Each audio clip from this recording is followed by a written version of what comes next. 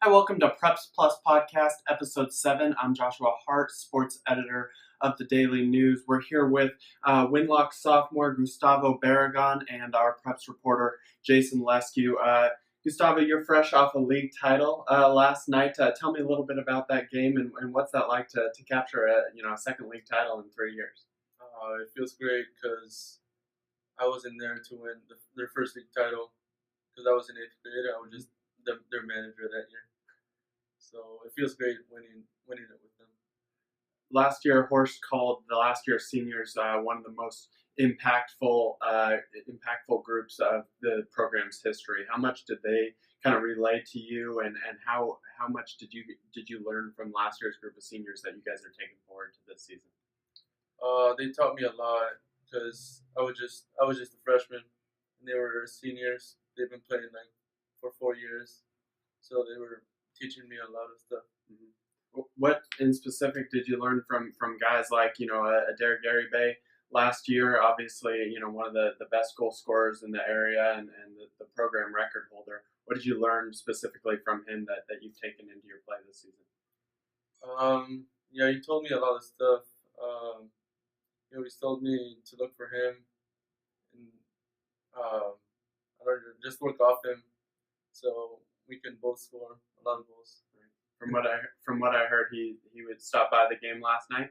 Yeah, Sweet. he stops a lot at a lot of our games. Right. Jason, I know you were at the game last night. Tell me a little bit about what that game was like. White Salmon's been a team that's tested United frequently, and both times this year, Horst has said it's the best they've played against them. So set the stage a little bit on that one, and what did you see in that game last night? I saw United on the attack the entire night. I think there was about 5 times where White Salmon got the ball across that midline and started to kind of threaten. But for about 85 minutes, United was on the attack, and that was the tail of the tape, from my viewpoint. And it wasn't particularly close. I know, you guys have scored 8 goals in a game before, 8-0, but to me, that looked like an 8-0 game. How much of that style of play, that possession where you guys are constantly on the attack, and when you lose the ball, it seems like you're constantly pressuring. How much does that play a factor into this team's success this season with only the one loss on the year to Ari Long in the opener? What's that style of play like? Is it a tough style of play, and how does that factor into your team?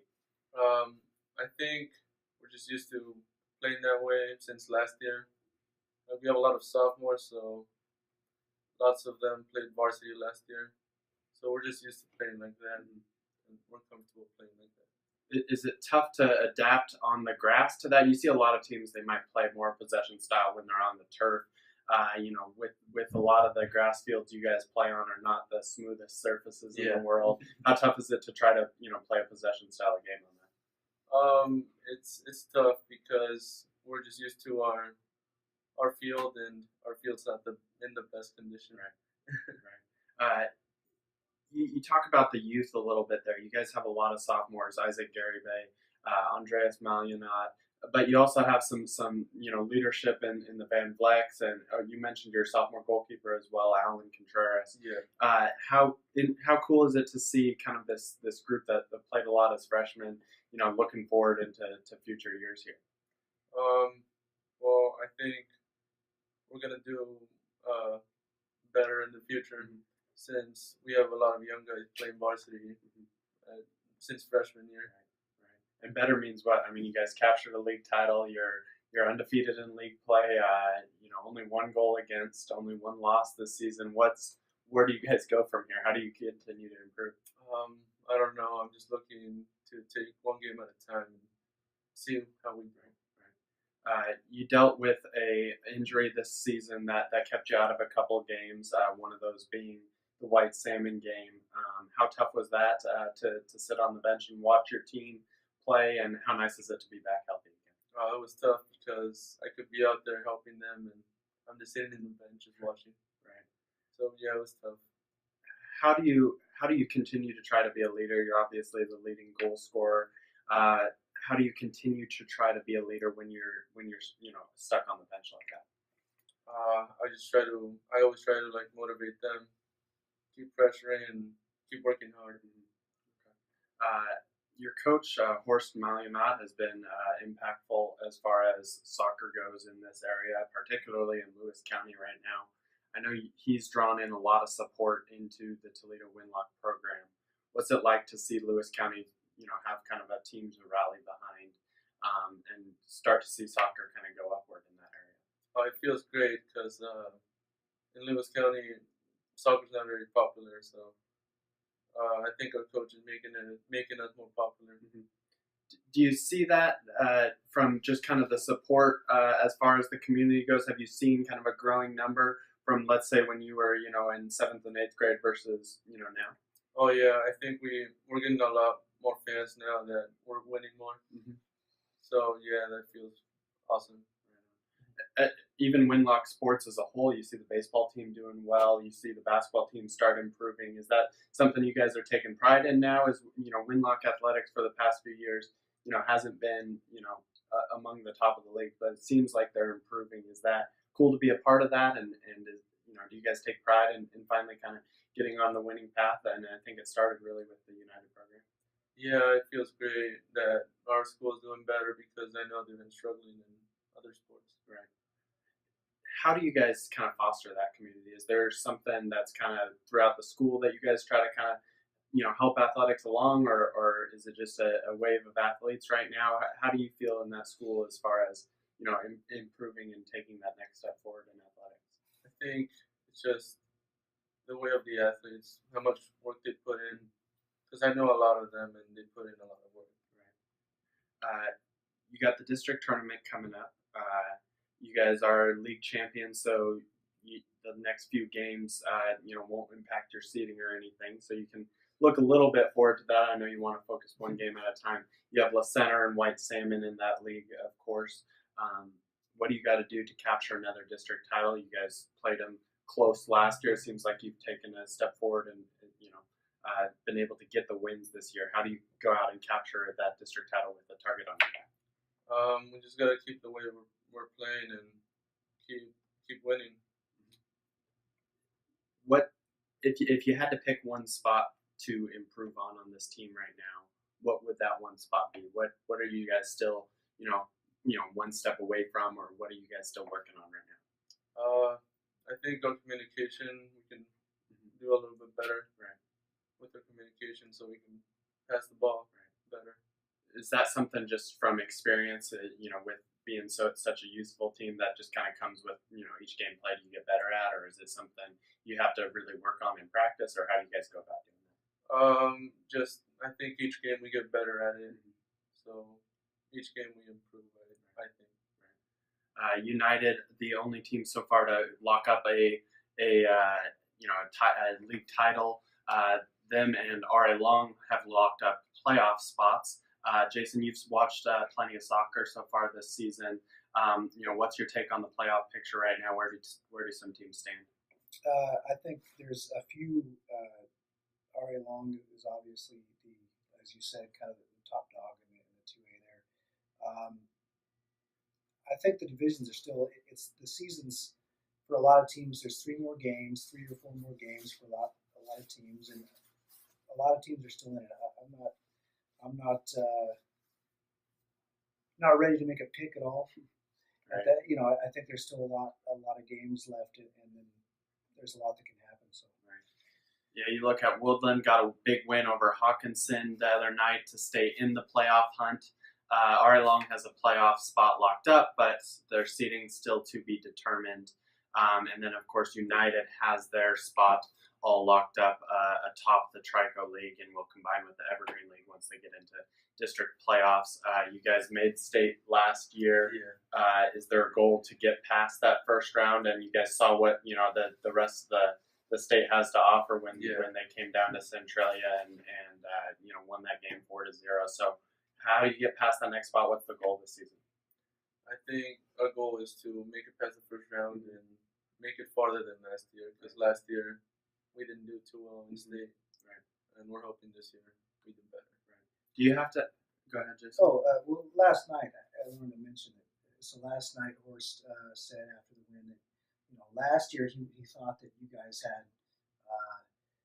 more impact players or more notable players, and that was going to be the year. If you looked at the roster and looked at how you guys are playing, that you United would be going all the way.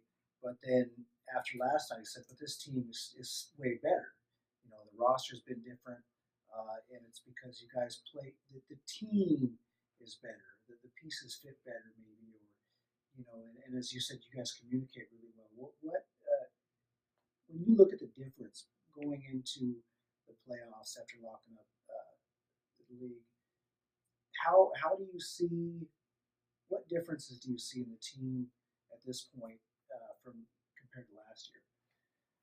I think we're just we all work together. We all communicate very well, better than last year, I think. So I think we're better than last year. Okay. Are there fewer weaknesses and for other teams to attack on, or is there any specific element to your guys' game that's changed that you've noticed so far besides communication? I'm not sure. Okay. All right. Fair enough. How tough was it to lose a player like Adair Garibay? Were you guys kind of, I don't want to say scared, but was there a different feeling going into the season, not knowing that you wouldn't have that type of guy? And did you feel any pressure, being the second leading scorer last year, to kind of fill his shoes? We honestly didn't think we were going to do as good as we are doing right now. We're undefeated in the league. I didn't think we were going to do that well. At what point did you realize that this team, could put together something special? I think when we beat the center, I think that's when we thought we were going to do good. Going forward to some of the other sports playoff pictures, where do teams stand right now, Jason? Who are we looking at as playoff contenders, and who's on the bubble? Well, in the 2B for baseball, Wakaikum's got the top spot, and they're looking good. The last time I saw them about a week ago, and they're a team that's going to be tough to beat. And they're head up with Napa Vine, both are 10-2 in the league. And then in the Trico, Castle Rock's on the heels of Kingsway. Castle Rock is 5-3, and they've proven themselves. They proved themselves against Mark Morris about 3 weeks ago. Mark Morris on a 3 or 4 games, 3 game. They lost today, though. Oh, excuse me. So the win streak they lost snapped. to River. Okay, but they just won 3 straight, and that's something that is big for them, because if they lost 1 or 2 more games, then I don't think their season was salvageable. But they're managing to pull themselves out of the hole they dug themselves into, and as it stands now, I guess they'd be 3-5 then. Yeah. In the league, but that's good for 4th place, which is right. That's a playoff spot. That GSHL 2A is very, very crowded. I mean, from top to bottom, I think there's about a 2-game difference between all the teams. There's, a week left to play or so in that season, and teams are trying to get games in. You saw a Civil War game being played on an hour-and-a-half notice. Mark Morris tried to get that field ready, and it was sloppy conditions and not the cleanest game all around, but Mark Morris comes away with a win in that one. A bit of a surprise against a RA Long team that's looking to straighten its season out toward the end of this year, to make sure. Right now they're atop the league standings, but they kind of got to get things sorted out and kind of to solidify their spot atop there. And then Woodland could make a run. You look at any of those teams. It's such a tightly packed field. What about Kelso baseball? What's their place right now? They're 3rd place right now, and they're 1 win away. If Evergreen takes a loss and they take a win, they can lock up 1st place. And there's only a couple games left, about a week left there. And so that's another crowded field. Evergreen's currently in 1st place at 8-2. Kelso at 7-3 is 3rd place, and then there's a pretty significant drop off with Prairie and Hudson's Bay. And that's kind of in the 3A for softball. It's same thing. You got Prairie and Kelso. Kelso's 5-0, Prairie's 5-1, and you got those top two that are going to be duking it out for the remainder of the season. And then there's that kind of drop off. So Kelso's coach dropped off some stats this morning, and to see what their pitchers have accomplished. I know we've talked about this a lot, but you got 3 pitchers with sub-2 ERAs. You have Capri Franzen, who was 11 straight innings without a run allowed, and so as a freshman, she's impressive. She also has a over 400 batting average, leads the team in RBIs. So I really think Kelso's got a good shot. I think they'll win that league. I think they have a good shot. They've made the state semifinals last year to go really far. It's hard to beat when you have three talented pitchers like that. GSHL 2A, where's that stand? Well, you got Ridgefield at the top, Columbia River, Ridgefield's heels, and then again there's a drop off. There's Hawkinson at 2-2, Mark Morris at 1-2, Woodland 1-3, RA Long 1-3. I think the important thing to note there is there's a lot of league games that need to be played and that haven't, and that's something that no one knows what's going to happen. I think in about a week we might see a situation that if those games aren't played, they're going to have to figure out some way to play a tournament style game or a tournament style weekend to get all those games in, because you're talking about I think it's about 16 games in the 2A alone, league games that need to be played, maybe even more than that. And then with the Trico, moving on to that, it's another situation where Castle Rock's only played 2 league games. The Center's only played 2 league games out of you're looking at about 9 total. So it's crunch time for a lot of teams and leagues where the ADs are kind of going to be under the gun pretty soon here if this rain doesn't start to subside, to find a solution or call it a season. Good news is weather is supposed to clear up next week, so imagine you're going to start seeing some doubleheaders. I'd like to see the team start playing on Saturday to get these things in. They'll get them in somewhere or another, but yeah, playoffs are coming up fast. A lot of league seasons. Essential 2B baseball and softball, I think, ends next Friday or next Thursday. You have Toledo, who topped Tudor Lake today to really boost their playoff positioning in the 2B baseball. But then you have Toledo and Winlock. They have a doubleheader to end the season coming up next week, and that could decide playoff spot.